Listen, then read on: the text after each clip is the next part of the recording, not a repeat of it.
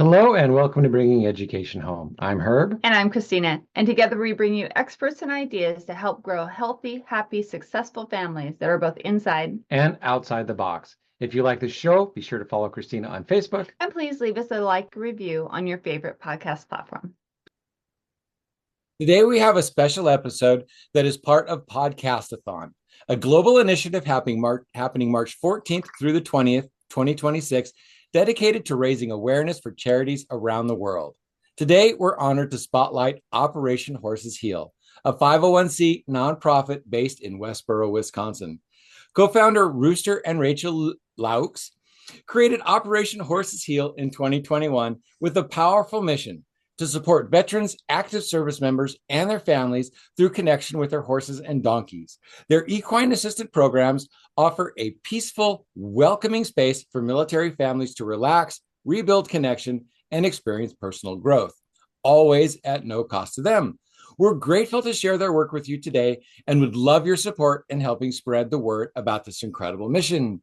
Welcome, Rachel and Rooster. It is a pleasure to have you here today. Now I kind of understand why everybody is surprised when there's two of us, because now we have two of you. Welcome, welcome. Thank you for being here today. Oh, thanks for having us. Yeah, thank you. This came as, dear to my heart. We know that, bringing education home is all about families, all about education. And sometimes we need to step out of the child education box into another education space. And with the podcastathon, it was one of those things like, awesome. We get to step into this other space that we really, really love, which is supporting our veterans, our service members. So thank you very much for doing what you're doing and for supporting this special group as well as their families and the members of everything that happens at your Operation Horses Heal. Yeah. So first question is why? What is the passion? What is the drive behind this mission that you're on? Rooster, you want to take this one? Because I think your why and my why are a little bit good. We can hear both of them. Different. Similar, but different. Spark plug number one for wanting to start it. Well, the motivation, way back when my Uncle John was in the Korean War and he came home. He was a medic, so you can imagine what he dealt with. And he came home and he was supposed to go to college down in University of Madison, Christmas weekend. And my dad was only 12 years old and came home and found that he did not decide to be with us anymore. And the demons that I seen my dad deal with, partially because of that, kind of just, it resonates.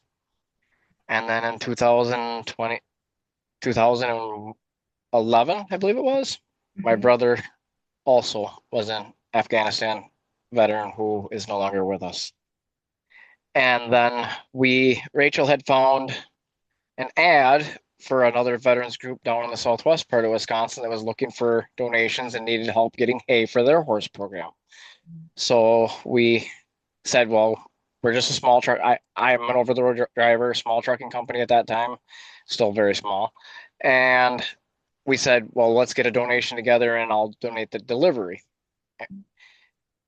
Came out, we worked our way down there, visited them a few times. We started attending regular events, kind of. And I think it was a second, even third, I don't even know if it was that long into it, I realized by talking to couples and other veterans that were there that there was veterans driving from the UP of Michigan and Northwest Minnesota. So this is like a full day trip to get there 2 hours, or if they could make it stick for 2 whole days. And so on a return trip where we were a 4-hour drive, 4.5 hours, which, you just know you get what you get out of a program. It's awesome. And I looked at Rachel on the way home and I said, do you think we could do something like this with our horses? We had horses and, they were just our pleasure horses. And she says, I'll have to do some digging. And next thing I know, my wonderful wife is looking into certifications that are supported by the VA and just steamrolling. And after about the second year, we finally became an official with a donation from a local bar charity. Said, hey, we're going to donate your 501c cost. Mm-hmm. And here we are 5 years later, growing, and I think we're kind of nationwide known now. Mm-hmm. That's awesome. Oh, wow. Yeah. Thank you for sharing that story. I know it's tough sometimes. Rachel. Little back. Oh, I'm gonna back up just a touch. I was in the Army National Guard. This is another huge. I have the biggest regret. I was in the National Guard, and after my dad's passing, because I got in a wonderful fight the 2 days before he passed away with my dad at whatever age, and I was out of this world. I was not a part of this world mentally, physically, correctly, and every day I was ready to die and welcoming it. And I threw away my military career. I walked away at the wrong time. I wish I'd have gone full time. I was boardish kind of. And my unit deployed 8 months after I had gotten out. And I know I have a lot of people that won't even talk to me from my own unit now, that type of stuff. It's, I guess they call it battle buddy syndrome in a way, but I also know a lot of guys from my basic and EIT that are not here because of they're not here. Yeah. The I trauma. really wish I wish I really could have got my head straight and really stepped up back then, but I guess today's the day. Yeah. But now look what you're doing, you know, you're doing something else wonderful because of where you are right now. So yeah. Rachel, tell us a little bit more. Why did you decide to step up behind this big old mission? So I had always been a horse girl. Was a horse girl through and through, did 4-H showing, had neighbors scraping together to haul me to events because it was just not like in the budget with my family. And went to college, and very abruptly, I had been showing on the college riding team. I had started out as an equine science major. I very abruptly quit doing things with horses. And a lot of that came after my mom's passing. So my mom passed when I was a freshman in college, and I just had kind of stopped doing horse things after that for a while. In fact, I had not done anything with a horse. It was probably 15 years. I just like kind of walked away from the industry and said, oh, I think I'm going to change my major to education. Taught for Head Start for a number of years. Was a Head Start disabilities and mental health specialist for a while, and then worked for a bit in higher education, teaching people who were going to be early childhood teachers and home visitors. Head Start was very, very much like a huge part of my life for a long time. And I always knew there was something missing. Like I knew that I really wanted to try and get back to horses again. And when he and I started dating, so we dated in high school years and years and years ago, and then found each other again as adults. And when he and I started dating, I think he was a little bit surprised that I was not doing anything with horses at the time. But slowly I said, oh, maybe I would like to get a horse again. Maybe I would. And one turns into another one, and then that turns into another one. And along the way, I started thinking, well, maybe there's a way to combine what I've learned about horses along the way, and what he and I have learned about horses along the way, and my education career. And then we did this thing where, it was sort of like rolling around and in my head. He and I had talked about it a little bit, especially after the visit down to the program where we were helping with hay. And then we did some other like fence cleanup and some other projects down there with them. I really started to take his idea seriously and started looking and said, well, okay, if we're going to do this, I've got to be certified because I'm an educator at heart. Like, we're not just going to, I don't know, bring people out to the horses. I need to have like some sort of theoretical foundation behind what we're doing. Like, I need like the educator in me just kind of needs that. I need to know the why. I need to know the research. I need to know like the evidence. I understand that. Yeah.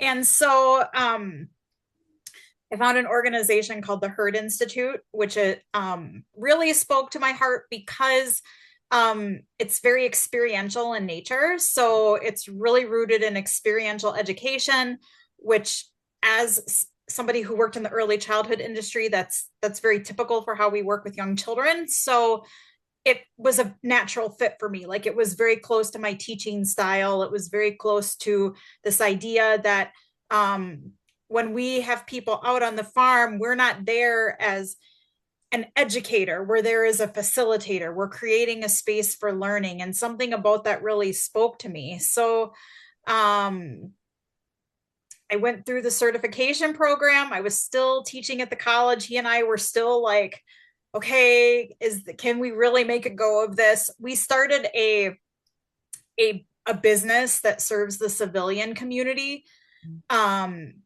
And that was for me kind of our tester to see like, okay, we live in rural Wisconsin. Lots of people have horses in this area. Is this even something that people are going to be interested in? I was just really curious because I'm interested in it. He's interested in it. We both really enjoy being out with horses and being out in nature and whatnot. But we didn't know if the community was really going to be interested in it. And I was able to quit my job at the college probably, were we 2 years into the business? I think I was shortly after the first year, even the end of the first year. Yeah, it wasn't very long. And so like now we have a wait list over a year for our civilian programming. Wow. Yeah, the thing about lots of people having horses is lots of people don't have horses. And all of those people that don't have horses don't know how to talk to the people that do have horses to get access. Because we live in a place where lots of people have horses, and she's always driving by. I was like, wow, I would like horses. I wonder how we get a hold of those people. And we don't know. So we get to see them all the time. We get to talk about them all the time, but we don't get to play with them. Yeah. So, yeah, lots of people have horses. Yeah, lots of us don't. That's really true. That's really a good point. And then like he said, yeah, there was a local business who heard about what we were wanting to start for the veterans program. And basically they said, hey, we're going to do a fundraiser. We did not even know that this was happening. We got a phone call or an email. I don't even know how they're like, hey, we like horses. We want to go see horses. All those lot of people, we don't have horses. See, it worked. Yep. Mm-hmm. Yep. I'm funny. I'm sorry. Keep going. Keep going. That's And amazing. here we are. That's so awesome. So one of the things I did want to ask you, because when we did our pre-call and talked a little bit about this, it's not the typical equine therapy or equine sessions that a lot of people think of. Can you talk about how Operation Horses Heal works so that people can get a clearer picture of what happens when a veteran or the family or whoever comes out and works with you? Yeah, Sure. Rooster, you want to field this one? You want me to field this one? Do we want to field it together? You go on your side first. Okay. The reason why I'm two-parting this is because, so Rooster and I co-founded this organization, but the way that we go about things with participants in some ways is really different. Yep. We have different approaches, and some of that I think is because he served. He resonates with our participants in a way than I differently would. So yeah, we're a little bit different in that, number one, we're not a therapy program. So what we offer is equine-assisted services. We're really focusing on building skills that are going to help in your relationships. So relationship with yourself, relationship with other people, relationship, with your colleagues, your coworkers, your friends, your spouse, your kids. And relationships are a really important part to wellness as a whole. So even though we're not a therapy program, our overall big aim is that we want to reduce loneliness and build connection.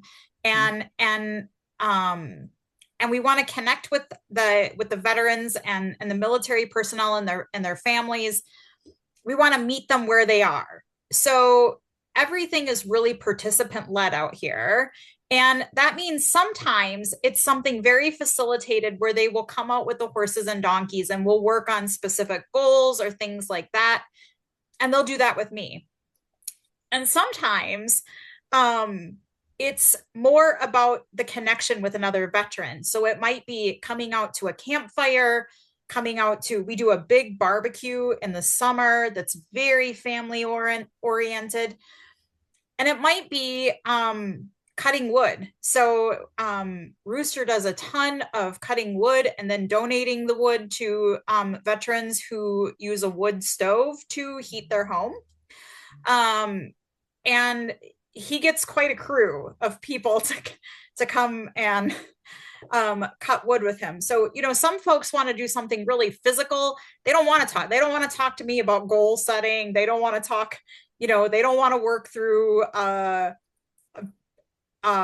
something that direct. Right. Some of our work with the horses and donkeys looks just like observation. So we're just observing, we're just noticing. Some of it is really hands-on.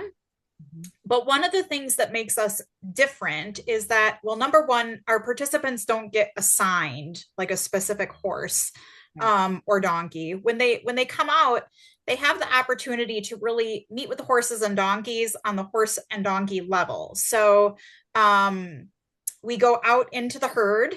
We're within the herd of horses and donkeys, and we're really interacting with them in a way where the horses and donkeys have choice about whether they're going to come to us or not come to us, whether they want to engage with people or not engage with people. And it's really interesting because once we started creating opportunities for the horses and donkeys to have more choices in their life, we really started to see their individual personalities come out and sort of see who really likes to hang out with people, who's not so interested, or who has a specific sort of person that maybe they want to hang out with. We have a little mini horse named Princess, and she very much has a demographic. Her demographic is like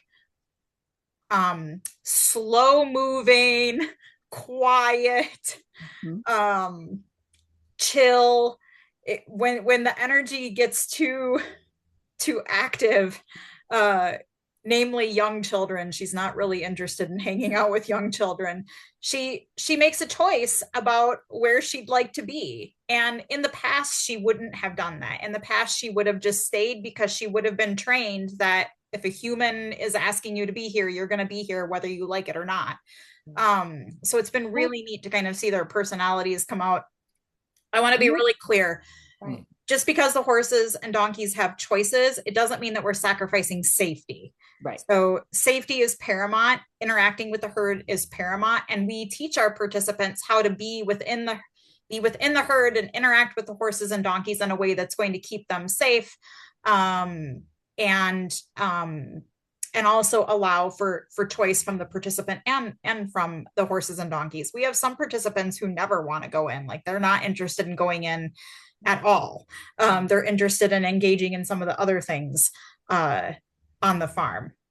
Yeah, one of the big things that I heard you say was about the relationship, because when I was most hurt, I felt really broken and unstable, and I didn't want to be seen because I felt unreliable. And again, I couldn't control my emotions. So I shortened my life. It's like I got down to the point where there was only like 2 or 3 people in my life, and that left me only with myself. And then what can you do is you can think, and things are hurt. And so these thoughts circle, and they're not complete, and they're broken. And when I finally started reaching out to a community and I could talk and let some of that out, and so it's not, so that is such an important part. And to be able to focus on a horse instead of having to look at somebody else in the eye, it's like those were things that it's like I got to the point it's like I couldn't look at people. And so to be able to be around people. So to thank you for creating that. And I would have gone anywhere for that kind of hope when it got so dark. but also at the time, it was so hard to reach out and look for that hope at the well. So Yep. we are absolutely thrilled to be here spreading your message, to let people know that community, talking about it, there are ways where you can get help without having to go into all of the problems. You can, just being around people. You don't have to sit down and talk therapy in a little office in a cubicle, right? You can do Right. it. You Yep. can chop wood. It is amazing how therapeutic banging on wood can be. Yeah, Rooster, tell us a little bit more about what people do with you. Well, like Rachel said, she always does the more teaching type part. Mhm. And I kind of go off of what I know as I'm boots on the ground, grunt. Yeah. In the military, anybody, you're taught to listen to who is going to tell you what to do. And it kind of got to come from that side of it and say, okay, idle hands are your worst enemy, especially if you have something that's really bothering you inside, whether you want to show it or not. And you're taught to never show. You know, and it's the same with some of our horses who we've had for a while. So that's why it's such a great connection, because it's the same playing field there. It's just a matter of introducing it. And then, like I said, we got 29 acres currently. Big dreams to expand, and some of that ball is rolling. And like, disappear on the trails, make the firewood, work on the fence, or just wander around it. You know, some people don't have, like you said earlier about, you don't have horses. Some people don't have more than a yard in town, you know, and it's just a little bit of getting out, and then you start to talk, you start to open up a little bit. Well, then we can start seeing which way you want to go. Or like Rachel said earlier too, is some of our veterans never even go outside the fence. Some of them are there because their wife loves horses or their husband loves horses, and they've never been one their whole life. They wanted to meet a horse, and then they come out and you just see the happiness of the spouse, that they just made their spouse happy. I went whale being watching. together through. I went whale watching. Why would I want to see a whale? Because I wanted to see the whale. But Right. Saw the whale. I was having a lot of fun watching her watch a fish. Yep. I get it. Exactly. Oh my gosh. So usually we wait towards the end, but I don't want to. I want to get this in a little bit more. If people are really super like, oh my gosh, I want to help these guys, what's the best way to get a hold of you and help you right now? Of course, everything is in the show notes too, and we'll say it again later, but what's the best way right now to get a hold of you and give you some help?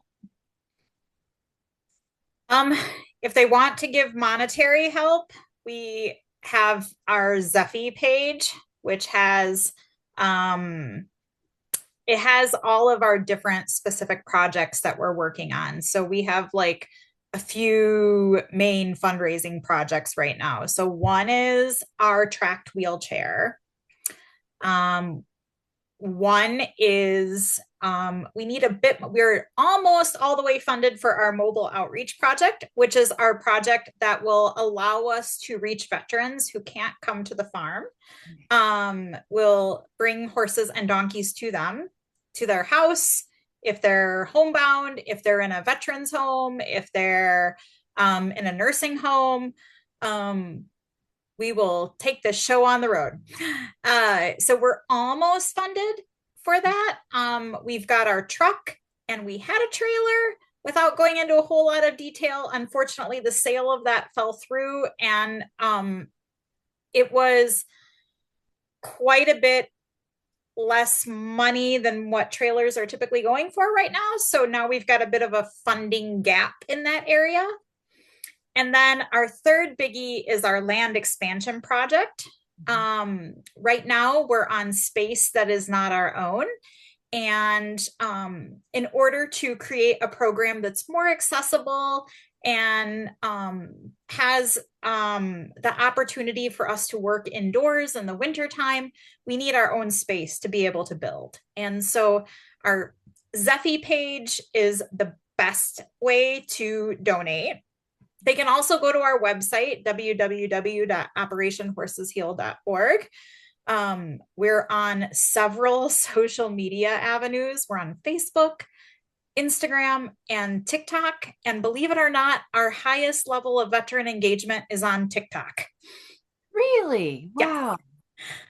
That's funny. I will not download that app. That is I will just- not have it anywhere in my house. If people ask to hook up to my Wi-Fi, do you have TikTok? No, you can't hook up to my Wi-Fi.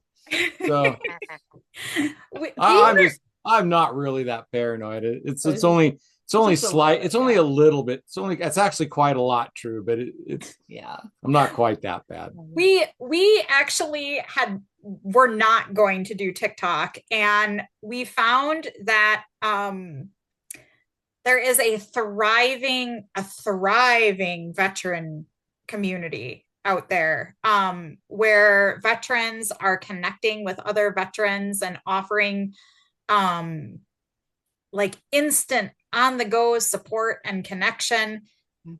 I was surprised, and we never thought about it until another nonprofit that we collaborate with, their director at the time said, "Hey, you guys should get on TikTok. You wouldn't believe what's happening over there." And so we've tried it. We're still kind of learning how TikTok works. Right. But it's really interesting. A lot of our veterans that we reach outside the state of Wisconsin have come through TikTok. Wow. Mhm. Yeah, so that was a question I wanted to ask. How far away has a veteran come? How far away have people traveled to do your program?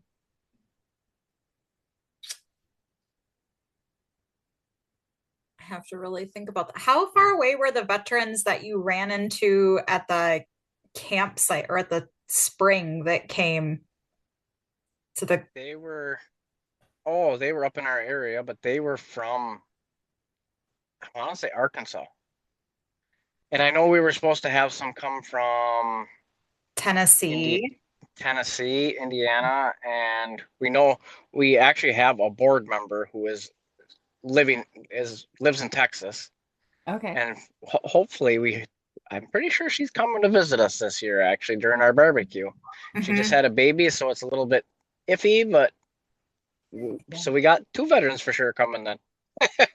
Nice. Yeah. Nice. And you're expanding out reach. So Reach, yeah. lovely.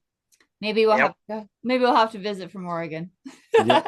Give Yes. me my horse fix. give you yeah, then I guess the farthest next away would have to be like Hawaii or Alaska. Right, exactly, something like Get that. some visitors from Hawaii to make it really far away.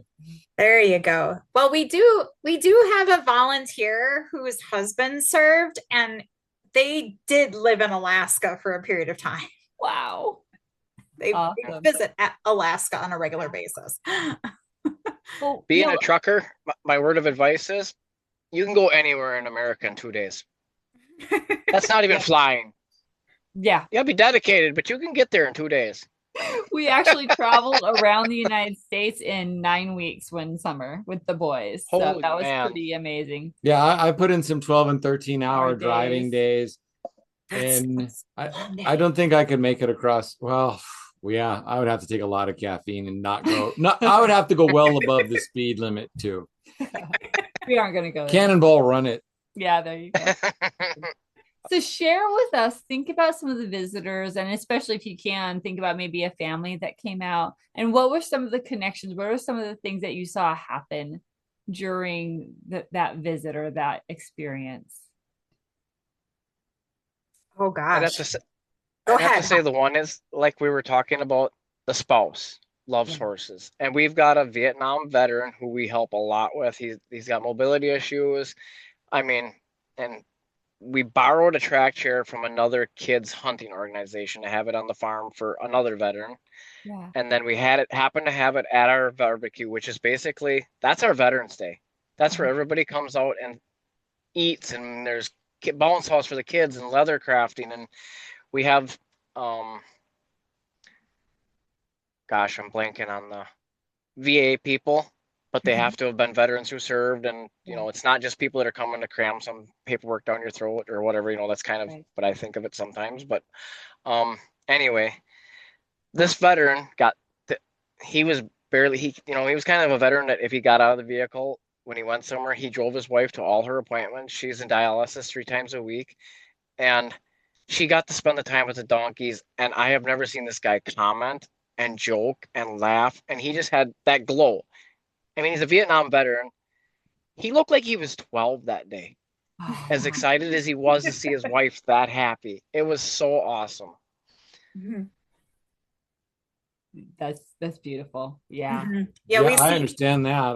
We mentioned earlier the whale watching. He was again, it's also kind of part of the darkness, is because this is the person who kept me alive through all of that, and I know I made her miserable through a lot of it, and it was something that I didn't necessarily have control of. So thank God she meant it when she said for better or for worse.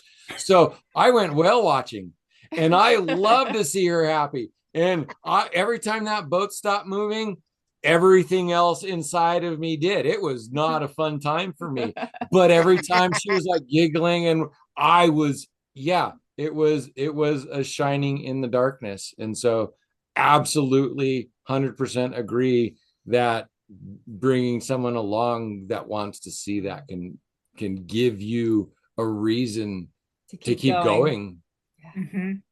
We also had a family come out one time, and the wife was the veteran, and the husband found us we were at like a veteran resource fair event, and he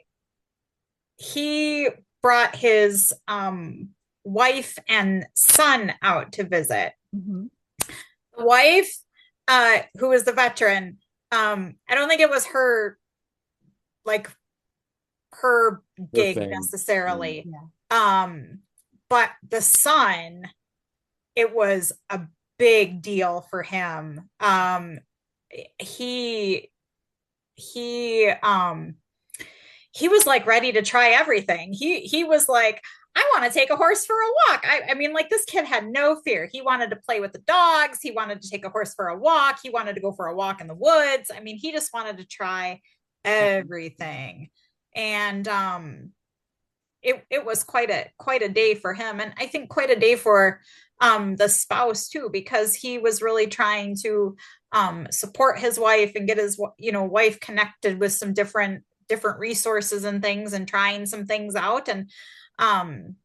And we also know that, like, not everybody that comes out, like, this may not be everybody's thing. And we really believe in like no wrong door. So if hanging out with horses and donkeys or hanging out on a farm is not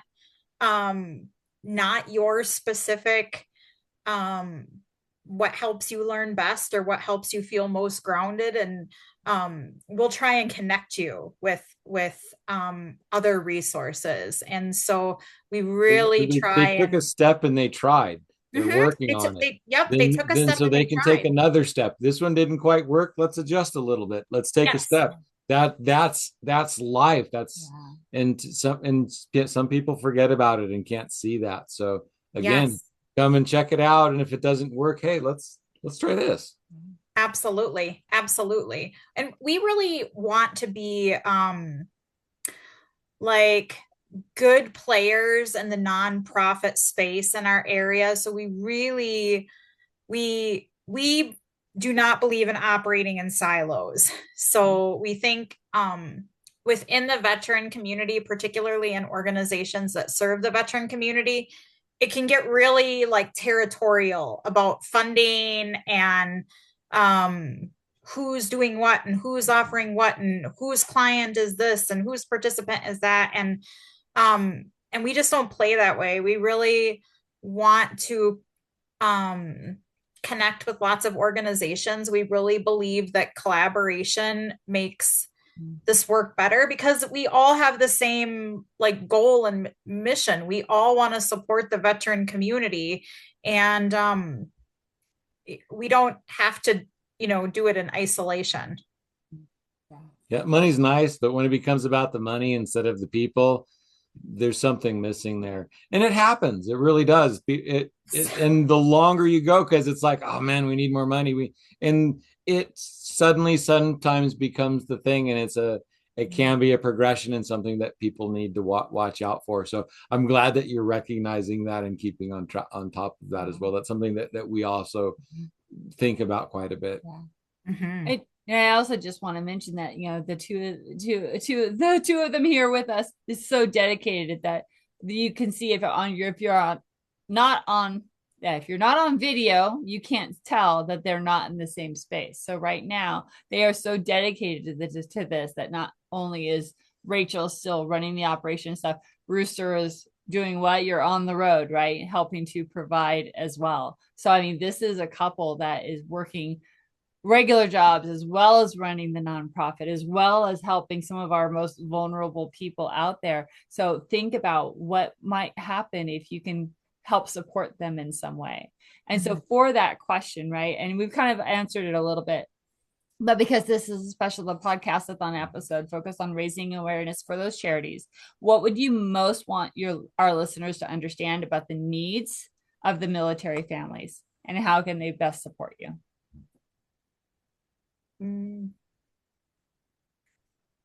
What do you think, Rooster?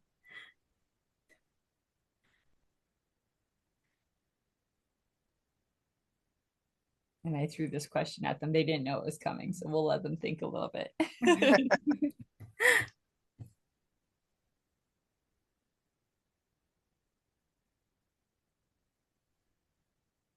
Speak from the heart. It's okay. Just let it out there.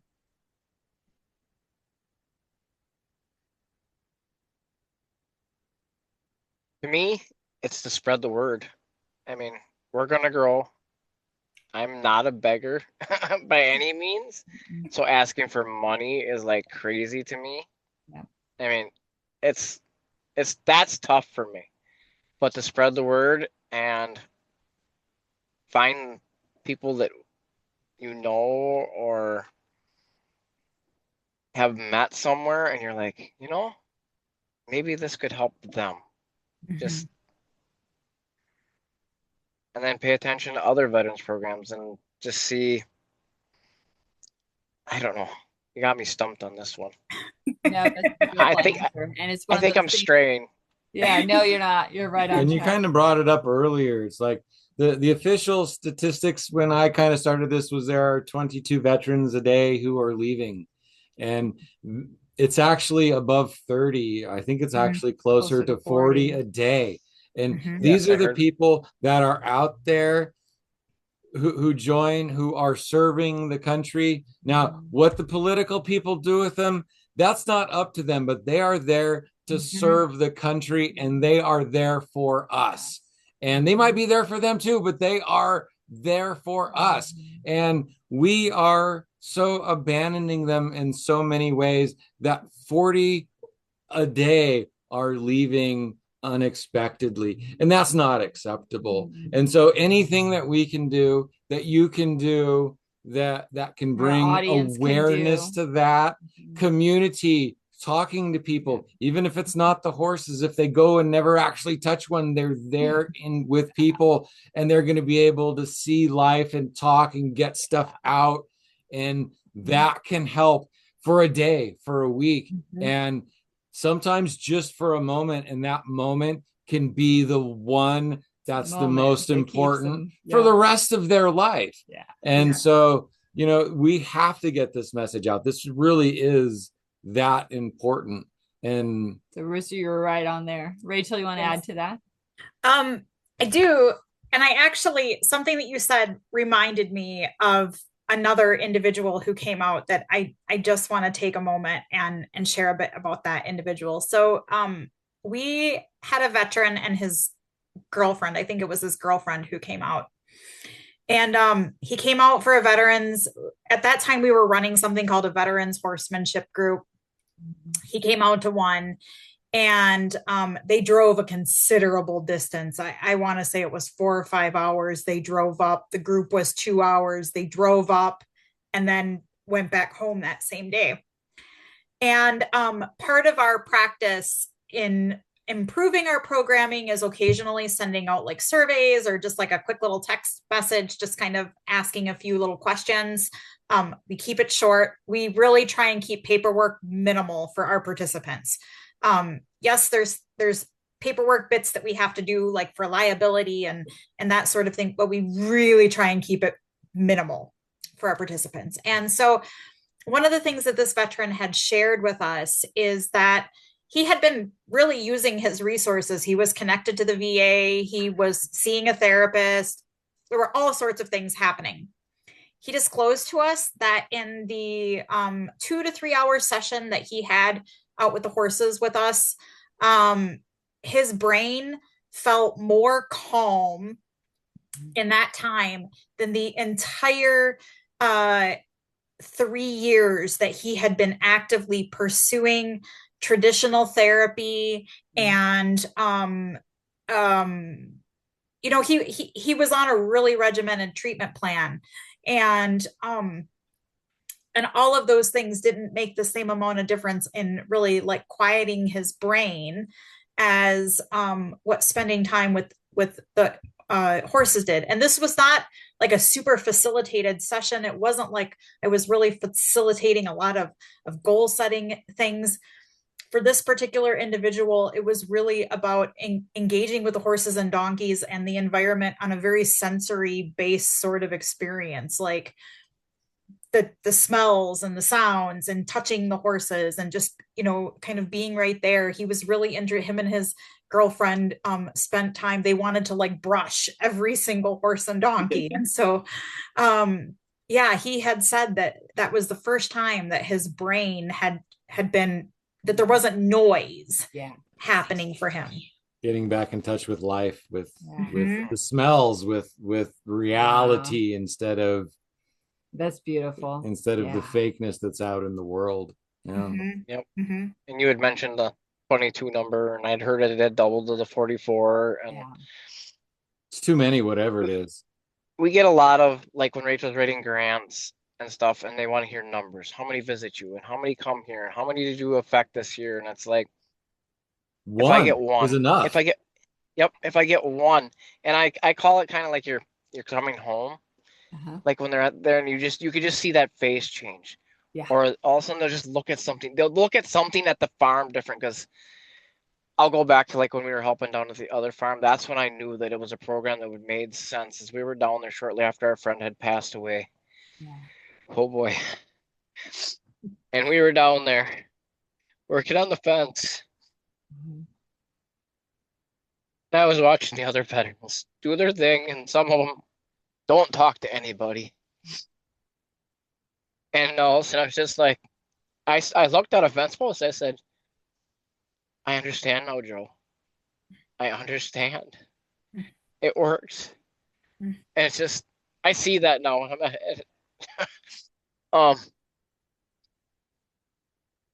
That's when I know I'm doing the right thing. And it's worth it. I struggle with making things work happy. I always want it to be perfect and all this stuff. I mean, I'm not perfect, but I'm a perfectionist. And then when I see that, it's just like, holy man, we're doing this for them. It's working. Thank you. Thank you for everything. Yeah. Oh, all right. So we promised we would give you kind of the last word. Is there something that we haven't talked about yet that you kind of wanted to, or something else that kind of popped in there? Now that we've got through all this, it's like, oh yeah, man, now I remember I wanted to say, or oh, I should have said, oh, those guys are dumb, man, I should tell them something. Something different, right? Oh. Well, I think something that we didn't say is that, you know, if somebody out there is really interested in accessing our services and they're like, whew, Wisconsin is way too far for us. That's not accessible to us. I still really encourage them to reach out, because it's our practice to basically write in every grant request transportation assistance. We do not want transportation or lodging to be a barrier to, and because oftentimes, like, there are lots of retreat programs, and oftentimes it's at the veterans, you know, at their cost, at their expense. But if we can help get somebody out here by supporting their transportation expenses or their lodging expenses. We can't promise it for everybody. We don't always have the funding for everybody, but we will try. We don't want somebody to say, that seems really far. I can't do that. There's no way my family can afford that. We will try and get the assistance. We have a couple of there are a couple of Airbnbs in the area who have indicated that they will work with us so that we can get the stay covered. If someone's driving, we can, support them by getting fuel cards and things to help them along the way. Or if they're flying. I have not been super successful in getting airlines to cover airfare for anybody. I've tried a couple times. But it may be something that we can write into a grant and cover the cost of. So I just don't want somebody to say, oh, Westboro, Wisconsin, that's too far away. And it's one of those things that I almost did the same thing. We live in Oregon, right? I'm like, oh, why am I going to why am I going to have this couple on our show that is so far away? But it's because of that, because I saw that you were working really hard to make sure that people had the opportunity if they really needed it or wanted it, or that you were giving support. And one thing that popped into my head as you were saying that is I want people to remember, if you choose to donate, check with your company, check with the people you work for, because many times there's matching grant funds available, right? So if you donate 200, your company might come up with another 200. And then guess what? Now you've donated $400 and that could buy a plane ticket for somebody, right? So really, please think about checking into that. Also check into your local churches and synagogues and things like that, because guess what? Sometimes they help other nonprofits for special projects kind of like this. Absolutely. Absolutely. And so like we estimate it costs our organization approximately $100 per veteran that we serve. So, sometimes people want to quantify like, well, what is my money getting me? So $50, you're helping half a veteran. There we go. Yeah. $100, that's supporting a veteran in accessing our services for free. We never charge. We don't do any sort of, pay what you can, anything like that. Everything is at no cost to them. And then think of this: horses are hungry. They need food. They are so they hungry. need hay. They need people to help clean their stalls. There's a lot of other support that needs to go into these big animals. So just kind of think about that. Yes. Oh my gosh, Rachel and Rooster, this has been amazing. Thank you for being here. Thank you for being so open and so vulnerable and sharing those beautiful, beautiful stories. I am so glad that we chose you to support during this special thing called Podcast-a-thon. So please, audience, you might see this the week of that it's happening, but remember that these nonprofits, they're welcoming donations. They're helping people all year round for years into the future. Look in the show notes. Make sure that you're helping them the best that you can. All right. You want me to read this? Yes, please. We have a special closing for today because it is a special show. We usually don't read from a script, but this I thought was important that we say it actually kind of way. covers kind of a lot of the stuff we've already talked about. So let's do it. As we wrap up this special Podcast-a-thon episode, we want to remind you that Operation Horses Heal is doing meaningful, life-giving work for veterans, active service members, and their families, providing connection, restoration, and belonging through the powerful presence of horses and community. Their programs are always offered free to military families, which mean their mission depends on awareness, generosity, and people who care. If today's conversation moved you, we invite you to take one simple step. Visit their website, share this episode. Share this episode, follow their work, or consider making a donation. Every action helps extend their reach and impact. Podcast-a-thon is about shining a light on charities making a difference worldwide. Today, you've met one of them. Let's help Operation Horses Heal continue honoring service members and strengthening families, one life, one connection, one moment at a time. And my thank you. Thank you so much for doing this. There are so many people out there that know this is a problem and they talk about it and they don't actually do anything. But you put yourself out there. You are facing that dragon. This is not easy, but you are fighting the fight. And then you are coming back and sharing it with the community and trying to get out. And that is the hero's journey. And that is what you are doing. You are heroes. What you are doing is amazing work.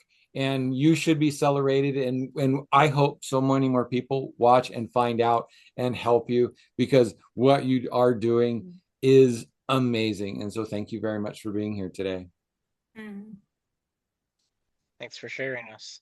Yeah, thank you. Thank you. Thanks for finding us. Absolutely. All right, audience, you know what to do. Definitely like, share, and subscribe.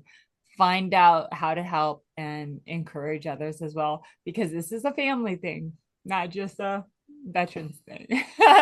It's an everything thing, right? It's like what we want to do for our whole world is bring people together and let them know that they're cared for. And everybody knows somebody who's hurting. Everybody's probably lost somebody at 44 a day, you know, and it hurts every time. And so let's start bringing that number down. All right, audience, until next time, bye for now. Bye for now. Hello and welcome to Bringing Education Home. I'm Herb. And I'm Christina. And together we bring you experts